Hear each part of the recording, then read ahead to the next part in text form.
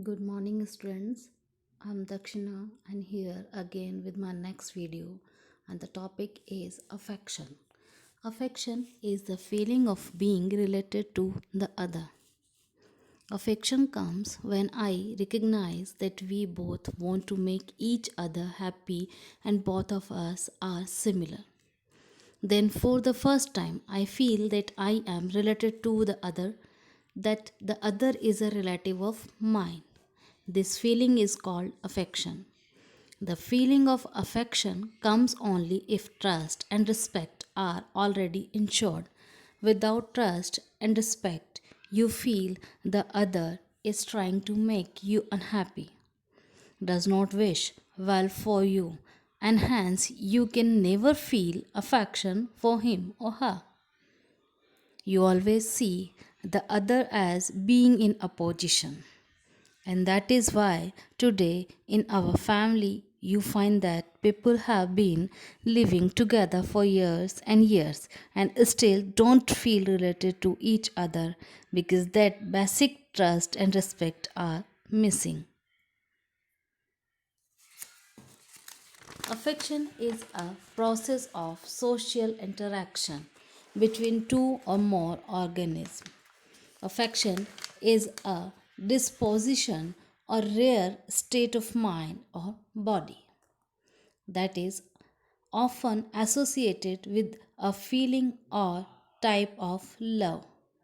Based on this definition, we can clarify affection as affection is something that flows among people, something that one gives and one receives. To provide affection is something that requires effort. Affection is something essential for human species, especially in the childhood and the illness. Care. Mamta. The feeling of care is the feeling to nurture and protect the body of our relatives. Or, in other words, a state of mind in which one is troubled, weary, worry, anxiety, or concern is called care. Care is level of active concern or lack of negligence towards avoidance of possible dangers, mistakes, pitfalls, and risks demanded of a party as a duty or legal obligations. We understand a human being as a coexistence of self, I, and the body is an instrument of I based on this understanding. Guidance. Vatsalya. The feeling of ensuring right understanding and feelings in the other, my relative, is called guidance. We understand the need of self I for right understanding and feelings.